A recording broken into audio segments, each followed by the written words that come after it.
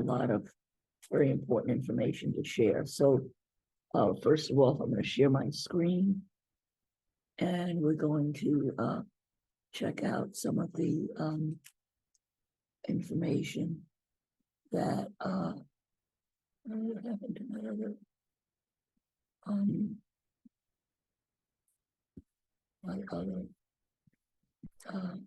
here we go. Okay. So we're going to examine these following topics today, which are very painful.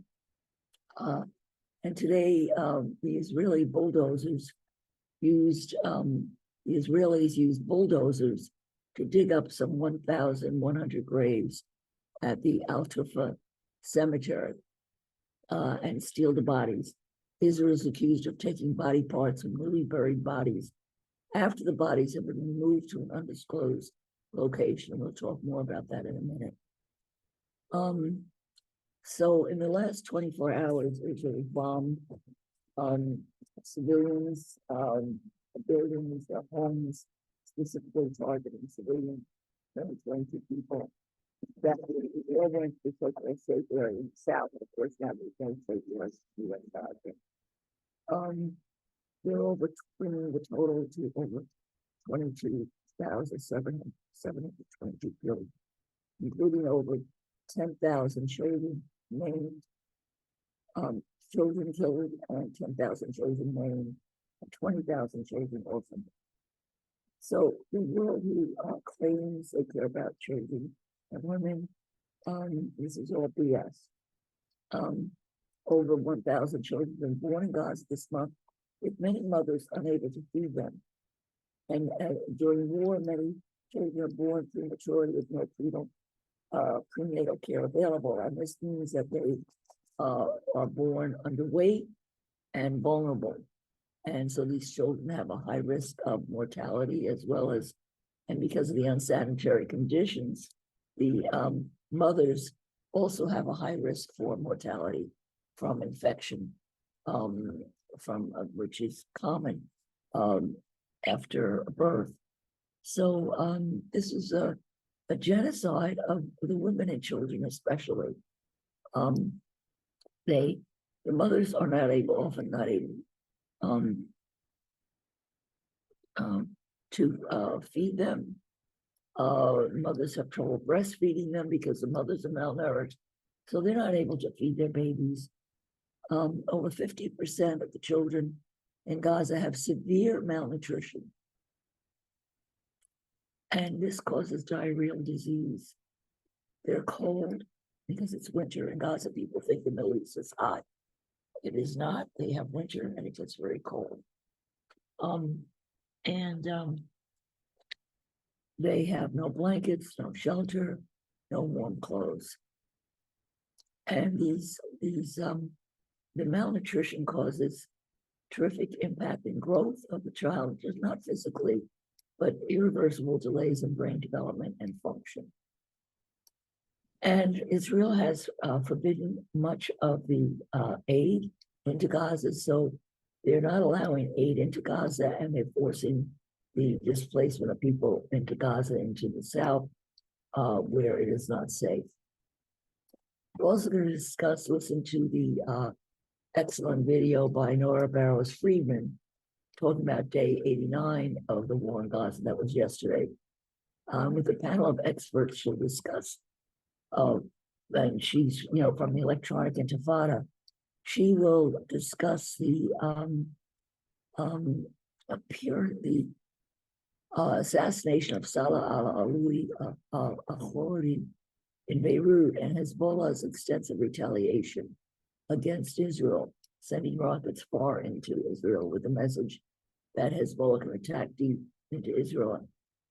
And meanwhile, Hamas suspended and Hezbollah suspended any negotiations with Israel because of this assassination. And they specifically said that if there were any assassinations during the negotiations, they were going to stop negotiating. So Israel doesn't want to negotiate and wants to just keep killing.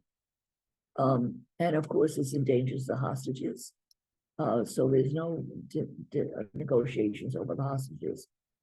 And this action by Israel will dangerously extend the war in the Middle East. And the Houthis in the Red Sea also, and that's heating up. But the most interesting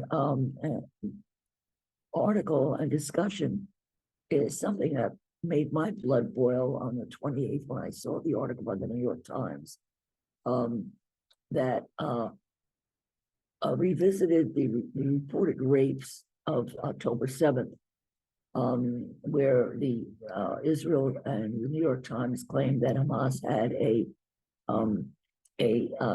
justifiable, that Hamas had a systemic policy of rape. And I wrote a letter to the New York Times, actually, that I should show you, refuting this because of in Islam, rape is forbidden. So let me just read you my article because I think it's important for you to hear.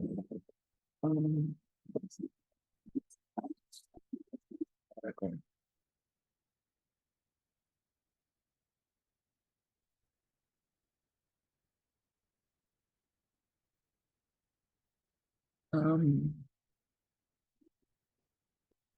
Rape.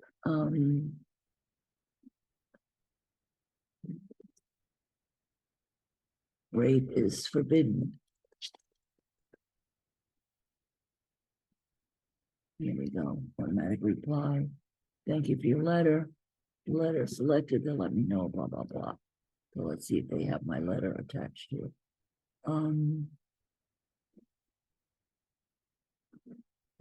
No. Rape is forbidden in Islam. Just Google that. Because it's important for people to understand the this is really propaganda. It doesn't mean that there was no rapes or war. There often are rapes. But the fact that there was a campaign of rape would be totally unlikely for Hamas to back. And my letter says, the New York Times suggests justification for genocide in Gaza because of Hamas's rapes. And your article screams without words. Sexual violence on October 7th. There was a big article on December 30th in the Times. And this article ignored, though, was the death numbers mounting over the weekend after Israel made the mistake, dropping 100 bombs and civilians, maybe 165. So it's ironic that after this massive bombing with these large illegal bombs, this article about rape appeared. So nobody talked about the bombs, everybody talked about rape. And at that point, what they're told is 21,000, now it's like 22. And Israeli violence is mostly to women and children. Hamas's sexual violence, whatever it occurred on October 7th, is horrific. However, the ongoing sexual violence by the IDF in raids and on Palestinian women in raids in the West Bank and Gaza and Palestinian women in jails is ignored. So the Israelis perpetrate much sexual violence against Palestinian women, and this has been documented by many human rights groups. Now, and also women in jail. Now, rape in war, sexual violation, is regarded as a violation of moral and divine law in Islam. So Hamas is a fundamentalist Islamic group. So there would be no way that it's strong widespread policy of rape. It's considered a serious sexual crime called zina al-zina, or regards Islam. It falls under the rules of the Rabbah as a form of crime. Then rape or public rape, such as the sort that occurs during war, is outlawed for Muslims. That such rape occurs is a crime, both in Judaism and Islam. Rape is punishable in some circumstances by 100 lashes for unmarried men, executed for exile for marriage. Rapists are considered outlaws and again, which was a peace society. And all the years that I lived here, I never heard much about rape, and I certainly never had any problems myself in going around. So this podcast by Nora Friedman has Abu Nima discusses the lack of substantial evidence and credible witnesses in the New York Times article. When you need to read the New York Times article, it kind of freaks you out. It's absolutely terrible. And yet Ali Abu Nima dissects the article and points out how it's exaggerated and it lacks credible evidence and credible witnesses.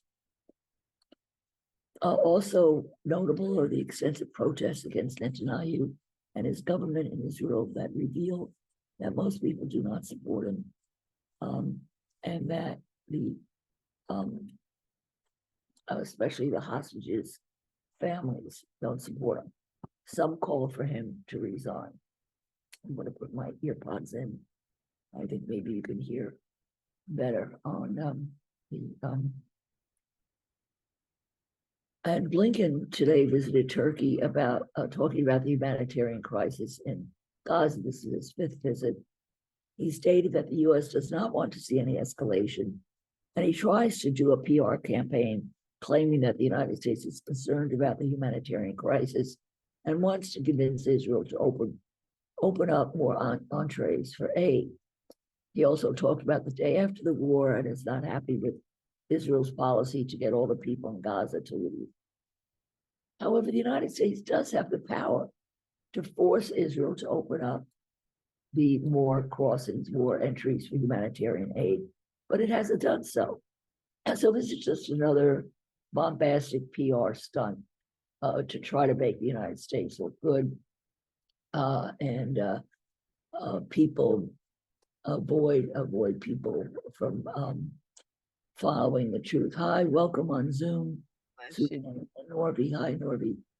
And the thing that got me the most upset was the article I read today that Israel bulldozed a cemetery outside of Gaza City, unearthing bodies, then dragged their vehicles over the dead bodies.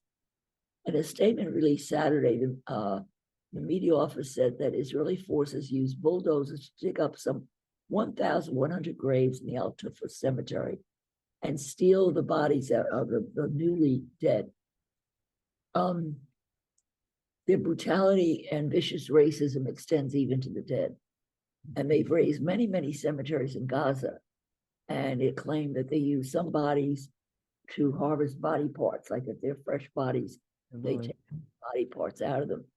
And people claim this because the freshly dead bodies are removed and taken to an undisclosed location, which is just very weird. And so Gaza's government media office has accused the Israeli military of stealing the bodies of some 150 people from a cemetery in the east of the Palestinian enclave. So the bodies were taken to an unknown location with raising suspicions that organs could be stolen from them. The office said the exhumation of graves and theft of dead bodies is a heinous crime. What could be worse? I mean, it's just unbelievable. And also, Israel bombed the Red Crescent, the Islamic Muslim Red Cross in Al Hamal Hospital in Khan Yunis 5 times this week. This sniper targeted and killed a 13-year-old who's playing with his cousin inside the hospital. Now, it speaks to alarms also. The theft. You may have seen some of the videos on Facebook that the Israeli army are stealing things. So the theft perpetrated by the Israeli army. And these guys post images of their soldiers bragging about jewelry, cash, and other items they've stolen from Gazan homes. They are encouraged in looting and burning civilian homes as part of collective punishment. So they clear out what they want and then they destroy the house. Now, in the West Bank, 2023 has been called the deadliest year yet, both for adults and for children. The UN agency says people in the West Bank live in constant terror, and children's agencies report over 120 children killed just this year in 2023. So meanwhile, we wish the Orthodox Christians happy Orthodox Christmas and Epiphany, which is the Feast of the Three Kings. However, there's little enthusiasm for celebration by Christians in Palestine during this tragic period. We now are only 1% of the population, since more than 15,000 have left Palestine in the past few years. Really from I want to listen to, there was some new information about children, so let's listen a little bit to this video about the children dying at the hospital way.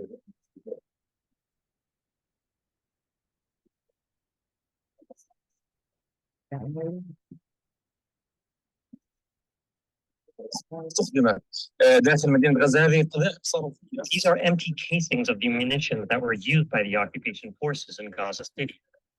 You can see the rockets that were used by their soldiers who dumped the empty casings here after they bulldozed the cemetery, digging up the bodies of the victims and driving their vehicles over them in the process. Stop, so let me know. Put the screen share on again. Anybody could do this, any human being could pick up bodies and then roll box over them. Here's a video of damage to the cemetery. Wow.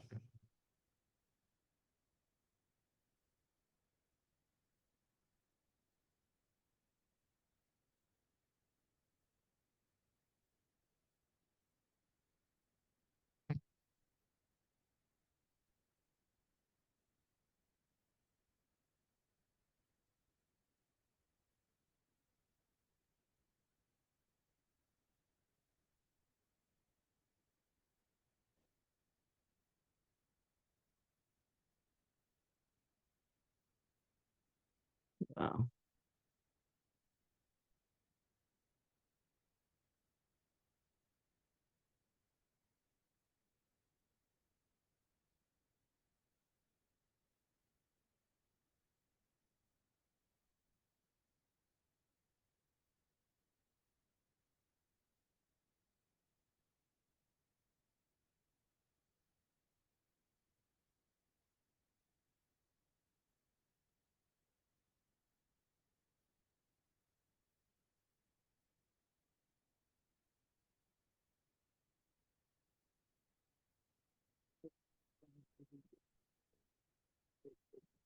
So incredible. The soldiers even did follow the instructions.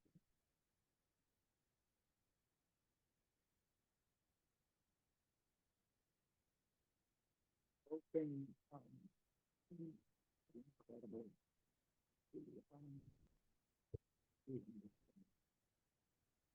So we're going to A large number of bodies lie outside of their graves after they were dug up by Israeli forces. Here we can take a closer look at the remains of the bodies who were buried at this cemetery. الذين دفنوا داخل هذه المقبرة الآن هو احتلال. The Israeli forces dug up the bodies and took some of them, according to the locals. And the only thing left are the remains you see here. داخل المقبرة وبقيت هذه الآثار هي داخل هذه. There are large numbers of bodies all along this pathway here, as you can see. Can you tell me what happened here? What happened is that our enemies are criminals. They follow us to our graves even after we're dead. There is no religion that allows this, Islam or otherwise. No religion allows what our criminal enemies have done to these dead people. So what have the dead done? This is barbaric. We respect all religions, but our enemy respects nothing. My two sons, my brother and my brother's son are buried here. And you can see the extent of the sabotage and the revenge that befell this area. Even the dead could not escape them. بقايا You آثار can see here the tracks left by the vehicles that the Israeli forces drove over the victims' bodies. Can you tell me what you're doing? We're looking for the bodies of some relatives. Have you found anything? A mother, her older daughter, and her baby. We're still looking. We haven't found anything. We've erected a memorial here, and we will recite a prayer for them. There's nothing else we can do. عدد الجثث كبير جدا. A significant number of bodies were dug up and mutilated when occupation forces bulldozed the area. The number is unfortunately staggering. كبيرة وكثيرة جدا. We found the bodies above the ground after the Israelis had exhumed them. Right now, we're lining up the bodies of our relatives in order to rebury them. The Pentagon says one of its destroyers has shot down. All right, so that's pretty disgusting and gross. So we'll just look quickly at the articles on the electric intifada today. From this morning, they are remembering Rafat Al-Arir, that Al Jazeera cameraman who was killed a month ago. There's also an article on how the United States is using humanitarian aid to prolong the Gaza genocide. That British participating in Israel war crimes must be held accountable, and why baking a donut is a triumph in Gaza. I can understand that. I have a friend of mine, an artist friend of mine in Gaza, who bakes bread. He gets wheat, flour, and lentils, and has been making bread for 47 people that include 25 children. And on Christmas, my grandkids sent them a Christmas greeting, prayers, and a video. And smoke, shrapnel, and screams, where Israel's bombing the so-called safe area, and then people asking what future do they have. Can I move on at a time of genocide? People saying just move on. And then my country is going to be destroyed on live TV. And I think that the social media, the fact that we watch this genocide on our screens is so crazy. I mean, I'm sitting having a cup of coffee, and I have Palestinian friends showing me that they're starving to death, and there's nothing I can really do about it. It just is a really totally bizarre situation. It makes us aware of what's going on. It also makes us accountable. All right, let's listen to the roundtable roundup. But they also appear to have relied It's day 80. It's day 89 of Israel's genocide in Gaza. It's also our first live stream of the new year. While Israel continued to carpet bomb Gaza, on Tuesday evening, Saleh al-Aruri, the deputy head of Hamas's Politburo, was killed in a targeted Israeli strike in a residential area of the southern suburbs of Beirut. 2 leaders and 3 cadre members of the armed wing of Hamas, which was co-founded by al-Aruri, were also killed in what may be the most significant regional escalation since the resistance group's October 7th military operation, writes our senior editor, Maureen Murphy. Mark Regev, the foreign media spokesperson for Israeli Prime Minister Benjamin Netanyahu, stumbled over his words during an interview with the US broadcaster MSNBC, Maureen adds. Regev was apparently seeking to avoid Israel claiming responsibility while at the same time defending it as an attack on Hamas and not on Hezbollah or the Lebanese state. So I think it's obvious. Obviously, in Lebanon, there are many Hezbollah targets, but whoever did this strike was very surgical and went for a Hamas target because Israel is at war. Whoever did this has a gripe with Hamas. It's once again, whoever did this, it's not an attack on the Lebanese state. It's not an attack on the Hezbollah terrorist organization. Whoever did this, it's an attack on Hamas. That's very clear. Lebanese political expert and scholar Amal Saad told the BBC yesterday that the strike signals, quote, an escalation in Israel's regional war. Might be. Well, it's very difficult to determine at this point how Hezbollah will respond. It will definitely retaliate, that's for sure, and it will definitely be a serious retaliation. This does signal an escalation, and that's because this is the first time that, you know, from October 7 till today, that Israel has struck Beirut. Its incursions, like until now, the deepest one was around 45 kilometers. So this would be over 100 kilometers. It's the capital. It's an assassination, and you know, also several civilians were killed because this attack took place in a civilian neighborhood. In fact, it's not a military area. And also, we have to bear in mind that Nasrallah himself threatened back in August that Hezbollah would not tolerate any assassinations. And of course, this was before, you know, the fighting began in Gaza. He threatened that Hezbollah would strike in a major way or respond in a major way if Israel assassinated any leaders, be they Lebanese or Palestinian or Iranian, inside Lebanon. Lebanon would not accept, Hezbollah would not accept Lebanon be used in that way. So I think any escalation that will happen will, first of all, again, like Israel broke the rules of engagement, it completely violated them. Hezbollah will do the same. Now, how will it do that? I think it will do that in a very carefully calibrated way so as to ensure that it falls short of all-out war. So I think it will be the kind of escalation whereby it can restore some balance of deterrence, some level of deterrence, but it will, I think it will remain at a sub-threshold level, meaning it will move things, you know, from moderate intensity warfare to high, you know, not to high intensity, but some. Following the assassination of al-Aruri, Hamas reportedly told Egyptian and Qatari mediators that they are suspending any further negotiations with Israel. For more on what happened in Beirut yesterday, check out Maureen Murphy's latest post on the assassination of Saleh al-Aruri on electronicintifada.net. And we'll hear more about it later on in the show with John. In Gaza, the Israeli military conducted yet another massacre in the Jabalia refugee camp. The Palestinian Ministry of Health is reporting that more than 22,000 people have been killed and more than 57,000 injured since October 7. An additional 7,000 people have also been reported missing or buried under the rubble, the World Health Organization stated. Bezalel Smotrich, Israel's finance minister, pushed ethnic cleansing of Palestinians from the Gaza Strip during a Sunday interview with Army Radio.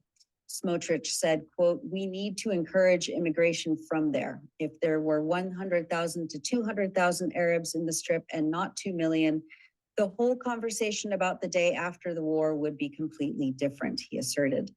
They want to leave. They have been living in a ghetto for 75 years and are in need. Saturday night, Smotrich told Channel 12 News, quote, "I'm for completely changing the reality in Gaza, having a conversation about the settlements in the Gaza Strip. We'll need to rule there for a long time. If we want to be there militarily, we need to be there in a civilian fashion." He further claimed that, quote, "Gazans are not innocent," and encouraged what he misleadingly termed voluntary immigration. For more on the stated genocidal intentions of Israel's top lawmakers, read my colleague Michael Brown's latest post, "Nothing is Voluntary About Fleeing Gaza and American Bombs," on electronicintifada.net.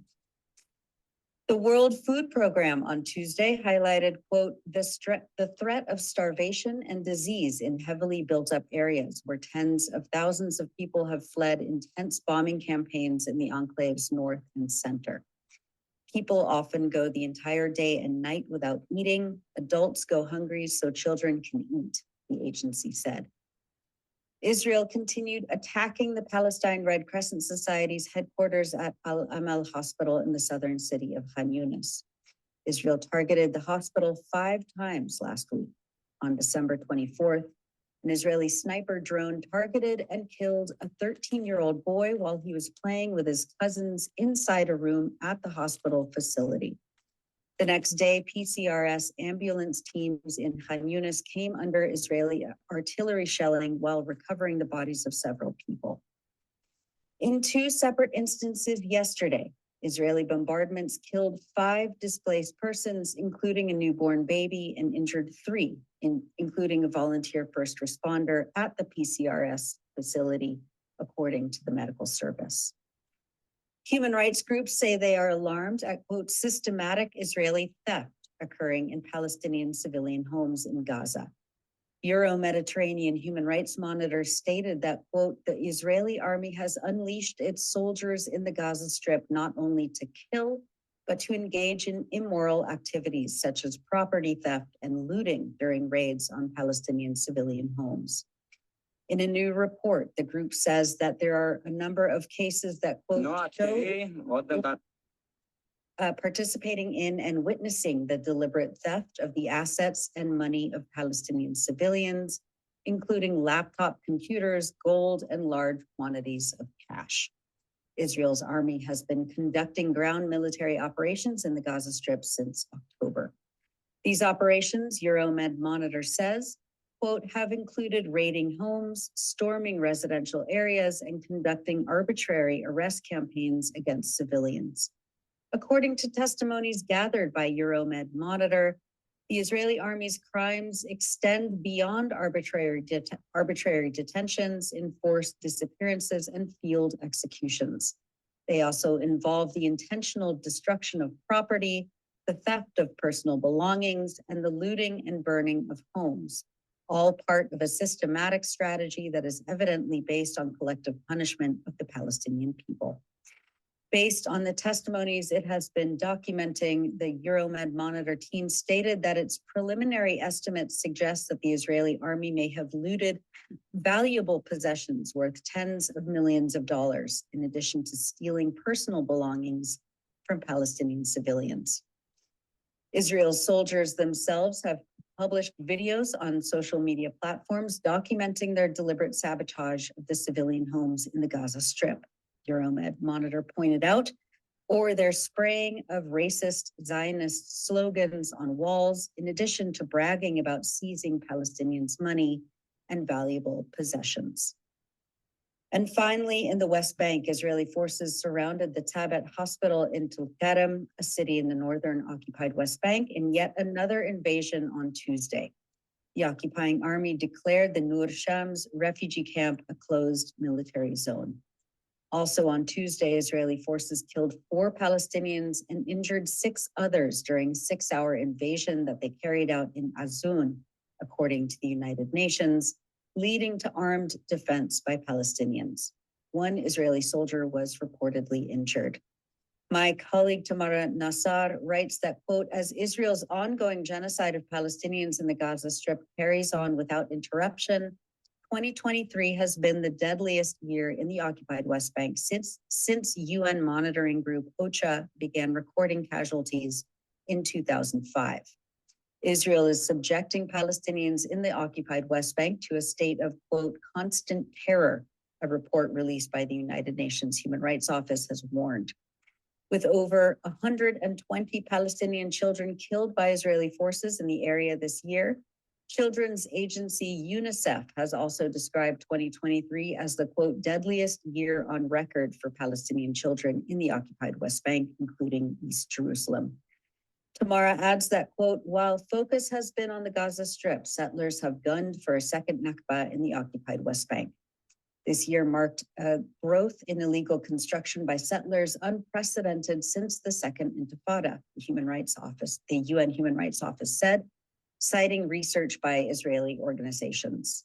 Some 370 Israeli settler attacks against Palestinians have been recorded since October 7th, which include attacks on property and people. Quote, in many incidents, settlers were accompanied by Israeli forces or were themselves wearing Israeli forces uniforms and carrying army rifles, the UN Human Rights Report said. For more on the situation in the West Bank, read Tamara Nassar's latest post, Constant Terror in the West Bank as 2023 Ends, on Electronic Intifada. I want to mention to you also the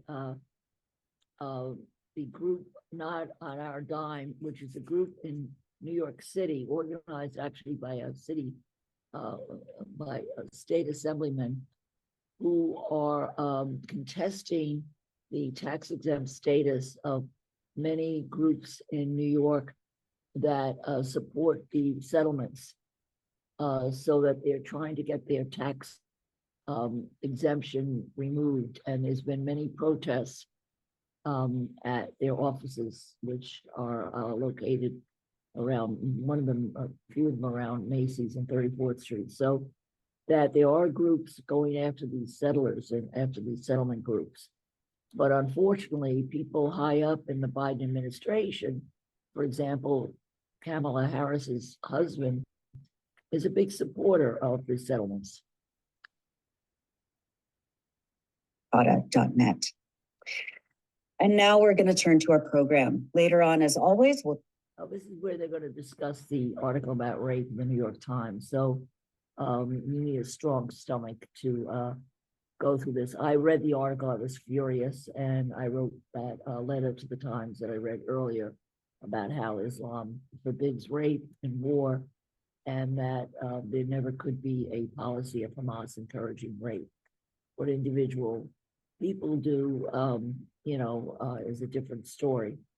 But as an official policy, it could never have been a policy of Hamas. We'll hear from John about the latest maneuvers by the Palestinian resistance against Israel's genocidal army. But first, we turn to Ali for a detailed look at a sensationalist New York Times article, which has given new life to Israel's propaganda campaign, asserting without any credible evidence that Hamas systematically used rape as a weapon of war during its military assault on Israeli army bases and settlements across the boundary from Gaza.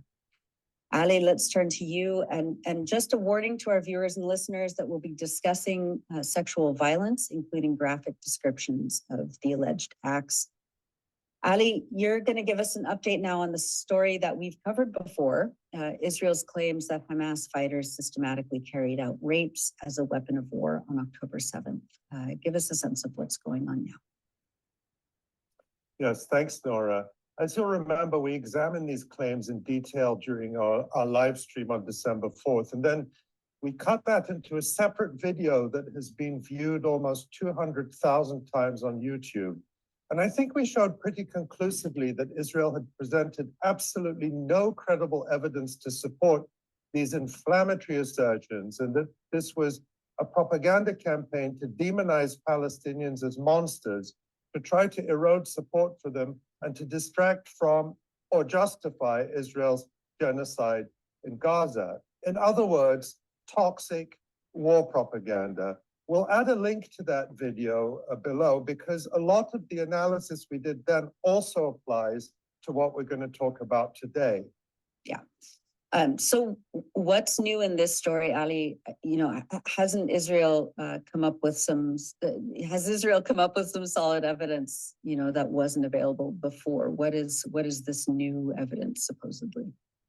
The short answer is a resounding no, but on December 28th, the New York Times published a big story that has revived the rape claims. It's a sensational story, headlined "Screams Without Words: How Hamas Weaponized Sexual Violence on October 7th." The lead author is Pulitzer Prize-winning reporter Jeffrey Gettleman, which I suppose gives the story extra weight. Mm-hmm. Exactly. And what do you think was the intended effect, and what it has been the effect so far of this story?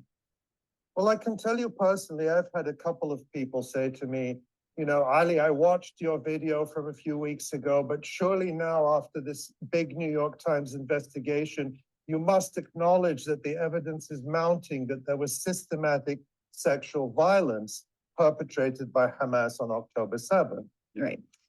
And do you agree with that? Does this New York Times piece really change the picture? Well, again, the short answer is absolutely not. This is still a genocidal propaganda campaign, not based on any credible evidence, and I hope to show that today. Here's what Speak Up, a feminist initiative made up of more than a dozen women's and human rights groups in the Middle East region, has said in reaction to the New York Times report.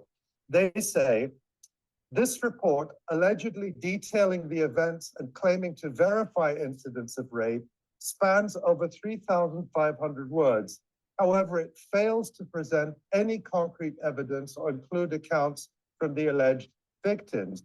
They also say, and I quote, as Middle East and North Africa human rights organizations and feminist groups dedicated to supporting victims of gender-based violence and striving to eradicate sexual violence in all its forms, we recognize the possibility of sexual violence occurring in times of war and conflict. Despite this, we find the New York Times report profoundly disturbing for its lack of credible arguments, evidence, and failure to engage with any of the alleged victims. We vehemently oppose the exploitation of women's bodies and experiences in perpetuating misleading propaganda. I think that's a pretty fair assessment. Yeah. So, okay, take us through some of what's in the New York Times article and why you and many others, including Speak Up, have concluded that it doesn't contain, any new or credible evidence.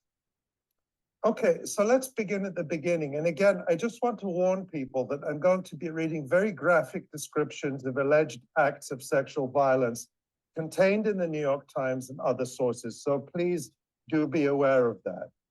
The New York Times opens its story with these very emotive sentences, which I'll read. At first, she was known simply as the woman in the black dress.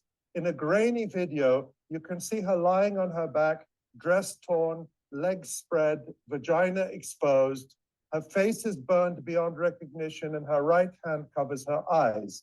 The video was shot in the early hours of October 8th by a woman searching for a missing friend at the site of the rave in southern Israel, where the day before Hamas terrorists massacred hundreds of young Israelis. The video went viral with thousands of people responding, desperate to know if the woman in the black dress was their missing friend, sister, or daughter. One family knew exactly who she was, Gal Abdush, mother of two from a working class town in central Israel, who disappeared from the rave that night with her husband. And then the New York Times goes on to imply that Gal Abdush was raped. The Times states, and I quote, based largely on the video evidence, which was verified by the New York Times, Israeli police officials said they believed that Miss Abdush was raped, end quote. Now, there's a lot going on here. First, the Times says that they verified the video. What does that mean? It means only that the video is really of Gal Abdush, but absolutely nowhere does the New York Times claim that the video shows Abdush being raped. They then state, and I quote, Israeli officials say that everywhere Hamas terrorists struck, the rave, the military bases along the Gaza border, and the kibbutzim, they brutalized women, end quote. In other words, this is an accusation from the Israeli state. It is not evidence. Well, And then directly after this, the New York Times claims that Gal Abdush has, quote, become a symbol of the horrors visited upon Israeli women and girls during the October 7 attacks. So that's the setup from the New York Times. Here is this poor woman who was raped, and she's just one of countless women and girls who suffered the same horrible fate. But already, even this thin innuendo about Gal Abdush is falling apart. How is it falling apart? Well, on January 2nd, Gal Abdush's sister, Miral Alter, came out and denied and denounced the New York Times' insinuations that Gal was raped on October 7th. Alter responded to a post on Instagram by Israeli propagandist Joseph Haddad, who was playing up the New York Times report claiming that there were mass rapes. Here's some excerpts of what Miral Alter wrote in her rather long comment, which we have translated from Hebrew.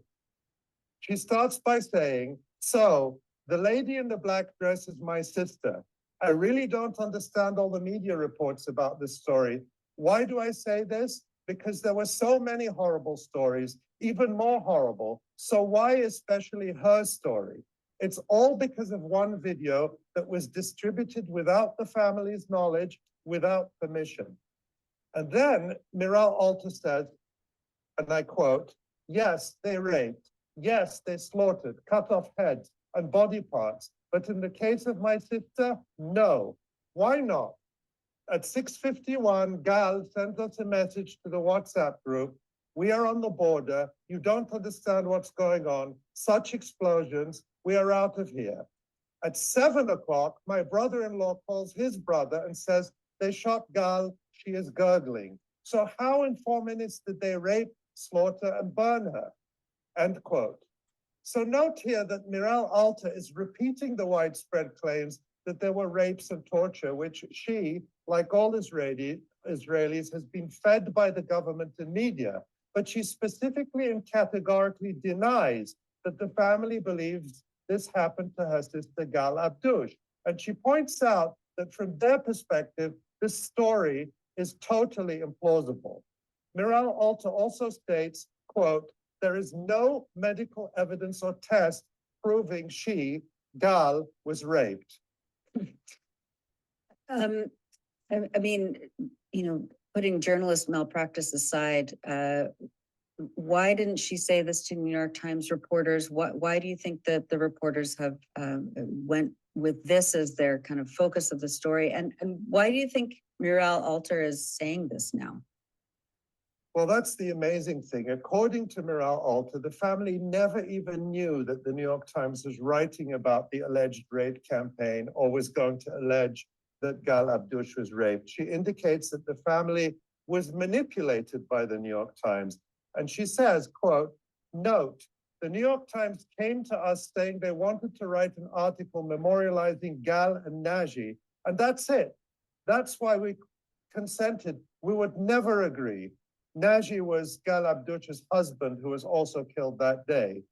And finally, Miral Alter addresses Joseph Haddad, the pro-Israel social media influencer who made the Instagram post promoting the New York Times story, and it's to his post she was responding. Alter says, Joseph, you do great work. If only there were more like you. Please, there is no proof there was rape. It's only based on the video. And if there is any other proof, of course, we would want to know. Ali, can we be sure that this comment is authentic and that it is really from Gal Abdush's sister? I'm very confident we can, yes. Miral Alter, the author of the comment in question, has locked her Instagram account. However, there is an unlocked Facebook account with the same name, Miral Alter, but in Hebrew. And that account has the same avatar as the Instagram account, which is a map of the country and the Israeli flag. And scrolling through Alter's Facebook feed reveals she is, in fact, Gal Abdush's sister. For example, on October 7th, she pleads for help to find Gal and Gal's husband, Naji. On October 16th, she posted Gal's death notice and calls Gal my sister. And then on October 23rd, she posted a video of the funeral of Gal and Naji. Incidentally, Miral Alter's Facebook page reveals that her politics are very far right in Israeli terms. This is not someone who sympathizes with Palestinians in any way. I just want to also acknowledge here the assistance of investigative journalist David Sheen with translation and verification. Thank you, David. Yeah, thanks, David. Okay, so this is a pretty whole-scale, discrediting of the New York Times story. We could stop right here and just, for once and for all, be done with it. But I'm assuming you have more. Well, there's a lot more. But rather than go through the New York Times story line by line, I want to cover a couple of key themes which help us understand this sophisticated piece of war propaganda and how it's constructed. Yeah. And I think will also be tools for people to start to deconstruct other pieces of war propaganda. So the questions I ask in analyzing this, what are the accusations? Who are the supposed witnesses? what is the alleged evidence and who are the alleged victims? Great. Okay, so let's start. What are the accusations? The thing I want people to remember is that from the start, Israel has not been alleging that there might have been one or two incidents of sexual assault on October 7th, but that this was a systematic practice on a vast scale. Here's what the New York Times claims. A 2-month investigation by the Times uncovered painful new details establishing that the attacks against women were not isolated events, but part of a broader pattern of gender-based violence on October 7th. Relying on video footage, photographs, GPS data from mobile phones, and interviews with more than 150 people, including witnesses, medical personnel, soldiers, and rape counselors, the Times identified at least 7 locations where Israeli women and girls appear to have been sexually assaulted or mutilated, end quote. A couple of things to note here. First, they claim there was a broad pattern or broader pattern. And then they suggest there's lots of evidence, including video footage. It all looks very solid to the casual reader, doesn't it? Right. But you would think from their big, bold claims that there would be tons of evidence. However, as we'll see, there isn't. The New York Times does not claim, and nor has anyone else claimed, that there is a single video out of the tens of thousands filmed on October 7th that in which a sexual assault can be seen taking place. That is a really inexplicable absence if this was indeed a deliberate and broad campaign of sexual violence, as Israel and the New York Times allege. The evidence should simply be everywhere. Yeah. Okay, so what about the witnesses? The New York Times says that they interviewed dozens of people, and it's the New York Times, a credible outlet. Surely, that should amount for something. Right. They say more than 150 people, including witnesses, medical personnel, soldiers, and rape counselors. Let's start with the supposed eyewitnesses. The Times states, and I quote, Sapir, a 24-year-old accountant, has become one of the Israeli police's key witnesses. She does not want to be fully identified, saying she would be hounded for the rest of her life if her last name were revealed, end quote. Sapir spoke to the New York Times, and she claims to have seen heavily armed gunmen rape and kill at least 5 women. Sapir said she herself had been shot and was feeling faint and lying in the bushes when she saw what happened. Again, a warning that this is very graphic. Here's how the Times describes Sapir's claim, and I'm quoting. The first victim said she saw a young woman with copper color hair. Let me start that again. The first victim she said she saw was a young woman with copper colored hair, blood running down her back, pants pushed down to her knees. One man pulled her by the hair and made her bend over. Another penetrated her, Sapir said. And every time she flinched, he plunged a knife into her back. She said she then watched another woman shredded into pieces. While one terrorist raped her, she said another pulled out a box cutter and sliced off her breast. One continues to rape her, and the other throws her breast to someone else, and they play with it, throw it, and it falls on the road, Sapir said. She said the men sliced her face, and then the woman fell out of view. Around the same time, she said, she saw 3 other women raped and terrorists carrying the severed heads of 3 more women, end quote. Now, that, of course, sounds pretty horrifying and dramatic. The first thing to say here is that this is not a new supposed eyewitness. This is the same person whose testimony Israeli police presented at a press conference back in November and who we discussed in our December 4th video as well. As we pointed out then, most of the other Western media that previously reported her account, and that includes CNN and the Washington Post, failed to mention her claim that Hamas men were dancing around with severed heads. And that's because this outlandish claim that has never been corroborated totally discredits her as a witness. As reported by Hebrew language media in mid-November, this same witness had previously claimed, quote, I saw one of them carrying a naked girl on his shoulder while the others were raising decapitated heads like in a kind of demonstration of power, end quote. Now, the New York Times, as I read, does make a passing mention of Sapir, claiming that she, quote, saw terrorists carrying the severed heads of 3 more women. But the Times does not follow up on this extraordinary claim in any way, nor do they quote any Israeli official source claiming that multiple severed heads or headless bodies were located at this specific site. Speak Up, the coalition of women's and human rights groups that I mentioned earlier, notes that the horrific acts that Sapir describes would, quote, typically leave substantial physical evidence, yet the narrative does not mention any supporting forensic or physical proof to validate these events, not even the bodies. Speak Up also notes that Israeli police chose not to collect any forensic evidence from this and other locations, which would have been very feasible given the bloody scenarios described, in order to fact check and confirm the testimony of the alleged eyewitnesses. And they also observe in relation to Sapir's claims that her testimony comes from an individual who describes being shocked and feeling faint, which could impair their ability to perceive and recall events accurately. They say physical trauma or distress can significantly affect memory and perception.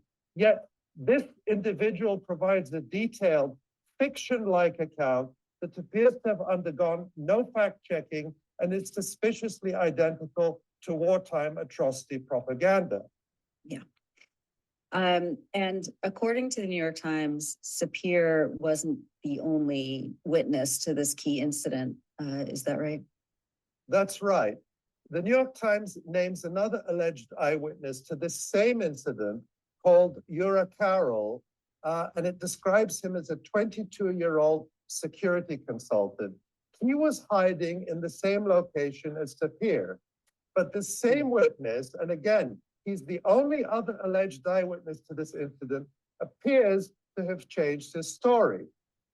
Here's what the New York Times says, quote, in an interview, Mr. Carroll said he barely lifted his head to look at the road, but he also described seeing a woman raped and killed, end quote. Now, the first thing to note here is that he claims he barely lifted his head, and yet he somehow saw all this going on. He also doesn't say anything about Hamas men prancing around with a bunch of severed heads, something I suspect would be very hard to miss if it actually happened. But what he's telling the New York Times is completely different to what he was previously reported as saying.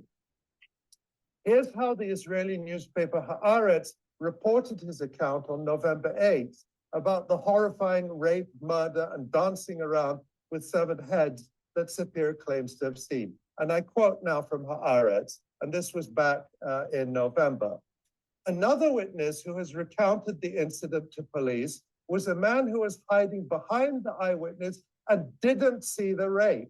He said she told him at the time what she saw, end quote. So this second eyewitness, now being cited by the New York Times, said way back in early November that he did not see the rape, but only that Sapir told him about it. And yet now he's repeating it to the New York Times as if he saw it himself. So apparently the New York Times did not even take the basic journalistic step of checking whether the claims of this supposed eyewitness have remained consistent over time. Yeah. What about any other reports on any other eyewitness accounts in this New York Times story? Yeah, the New York Times claims there was one other incident of rape in a different location and that there were 2 eyewitnesses for that incident. The first eyewitness is someone called Raz Cohen, whom the New York Times identifies as having worked recently in the Democratic Republic of Congo, training Congolese soldiers. That sounds very wholesome. Yeah. According to his account, he was, quote, hiding in a dried up stream bed, end quote. About 40 meters away, he claims he saw a white van pull up. And now I'll read again from the New York Times. He said he then saw 5 men wearing civilian clothes, all carrying knives, and one carrying a hammer, dragging a woman across the ground. She was young, naked, and screaming. They all gather around her, Mr. Cohen said. She's standing up. They start raping her. I saw the men standing in a half circle around her. One penetrates her. She screams. I still remember her voice, screams without words, end quote. And that's where the dramatic title to this whole article comes from. Again, the New York Times does not speak of any corroborating physical evidence and forensic evidence, such as blood on the ground or a body. It's just Raz Cohen's account, and that account also appears to have changed over time, as the journalist Max Blumenthal has documented. Right after October 7th, Cohen didn't report seeing any rapes, but over time he started claiming he did. And those claims are inconsistent with each other. Let's take one glaring example. In the Times, Cohen claims to have seen just one woman being murdered and raped. But in an interview with the PBS NewsHour on October 10th, Raz Cohen gave a very different account. Let's take a look at that. See a terrorist and told everyone to run away, and that's what we did. The terrorist shoot on us, and I saw a lot of people died in my eyes. I murder in my eyes. People get shot in the head, in the shoulder. A lot of dead bodies. We go to hide in a bush, a big bush in the creek.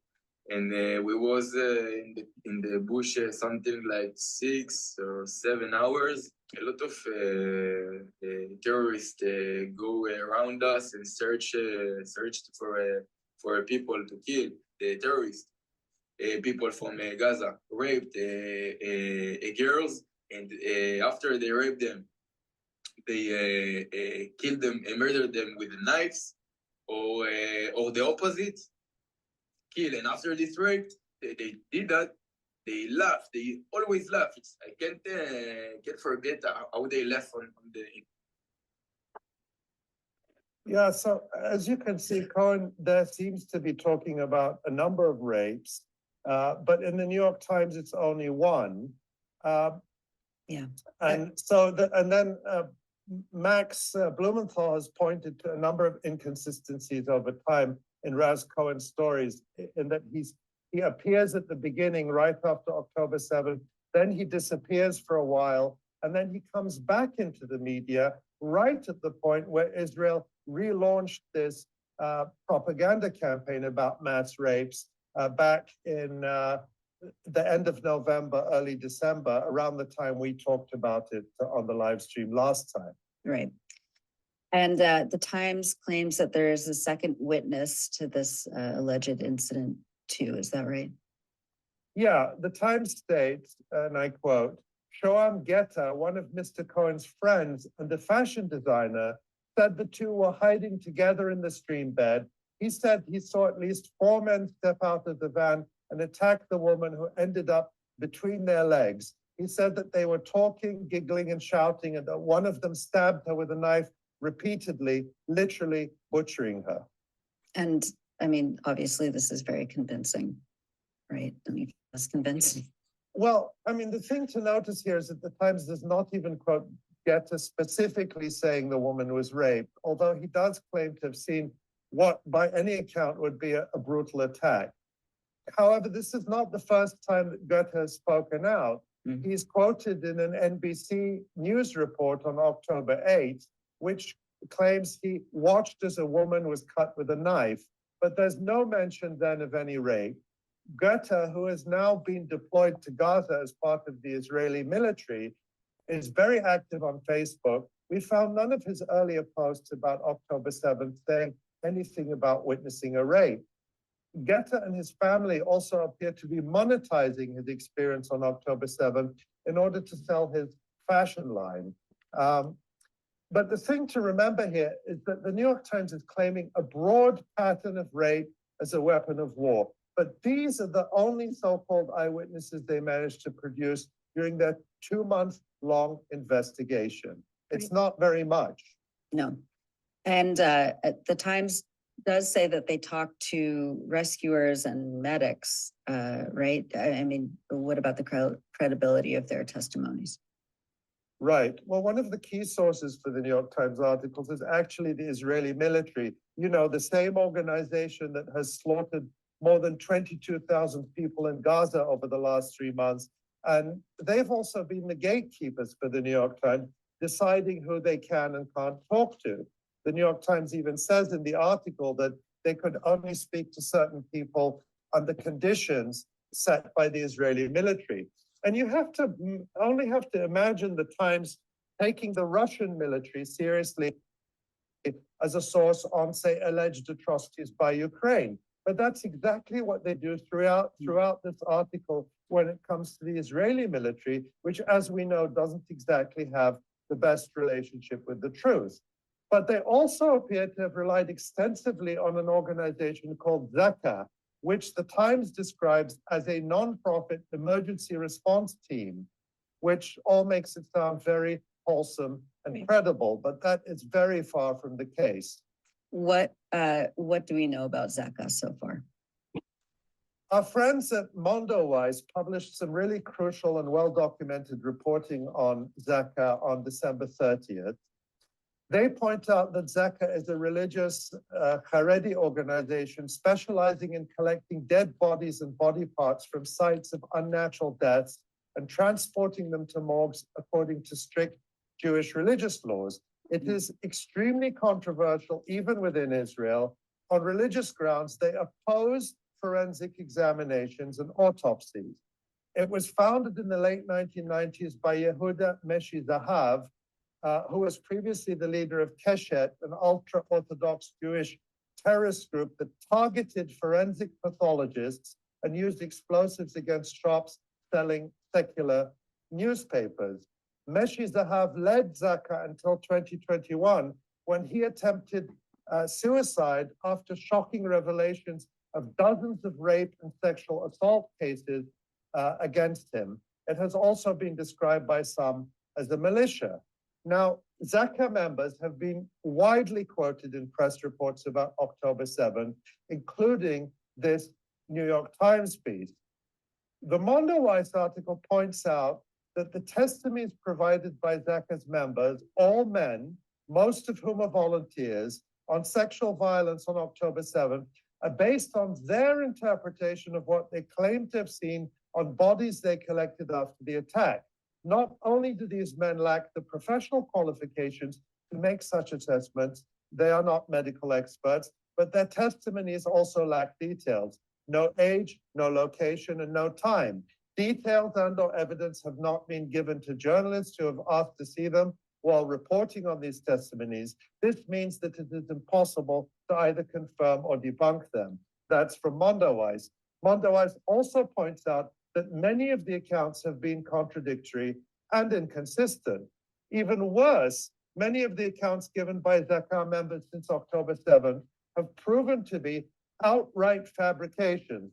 This includes many of the sensational claims that Hamas fighters tied civilians together and burned them, including children. And on a previous live stream, of course, we debunked that in the case of the claims at Kibbutz Be'eri. It also included the false story of the belly of a pregnant woman being sliced open and the fetus being torn out, a really horrible claim. An investigation by Haaretz, the Israeli newspaper, on December 4th, tied many of these fabrications directly back to Zaka. For example, here is Yossi Landau, a leader of Zaka, claiming that he saw that body of the pregnant woman who had the fetus cut out of her. Let's look at that. It did. But I can tell you, I witnessed myself when I got into the house and I saw that lady on the floor and in blood. And I turned her over. I saw her stomach is wide open, ripped open, and a baby, an unborn baby, is there stabbed. And she had a gunshot in the back of her head. And as you can hear right there, yeah, he's saying he saw it with his own eyes. Now, Haaretz says that this exact same story was repeated to them by a member of Zaka who they don't name. It may have been Yossi Landau. It could have been someone else, but they say a member of Zaka, and that it took place in Kibbutz Be'eri. And here's what Haaretz concludes, and I quote, they got a comment from the kibbutz about this, about the many allegations that were made, and here's what they say, again, quoting from Haaretz. The kibbutz adds that the story of the pregnant woman reported by Zaka is not relevant to Be'eri. The police say the case is not known to them, and the pathology source at the Shura army base told Haaretz that he was unaware of the case. And since then, that was on December 4th, that Haaretz article, nothing has come to light. This was a fabrication. And on October 11th, CBS News reported the following, and I quote, Yossi Landau, the head of operations for the southern region of Dhaka, Israel's volunteer civilian emergency response organization, told CBS News he saw with his own eyes children and babies who had been beheaded, end quote. As we all know now, the beheaded baby story, which was also repeated by President Joe Biden, is totally fake, a fabrication. And in their response to Haaretz, Zaka said the following, and I quote, the volunteers are not pathology experts and do not have the professional tools to identify a murdered person and his age or declare how he was murdered, end quote. And yet, Nora, the New York Times relies on Zaka and the claims of its volunteers, including specifically Yossi Landau, who you just saw lying on that video clip, to interpret that women and girls allegedly found dead were also actually raped. This would be really laughable if it were not just so horrible and serious what we were dealing with. And I want to say also, the Mondoweiss article details Zaka's ties to the Israeli government and to Prime Minister Benjamin Netanyahu, who praised it for its role in Israel's post-October 7 public relations campaign, because they say that people who are identified as rescuers or first responders have an inherent credibility.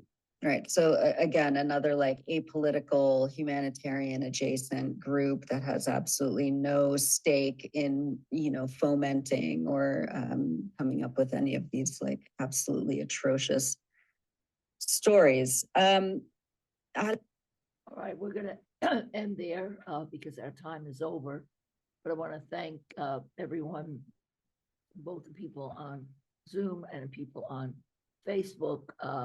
And I think that this interview, and you can see the entire interview, which goes on for 2 hours on the Electronic Intifada website. So I thank you all for being here. I think this was sobering information to see the lengths that Israel will go through to discredit Palestinians. And we pray for peace. We continue to pray for peace. And we pray for the safety of those who are left in Gaza.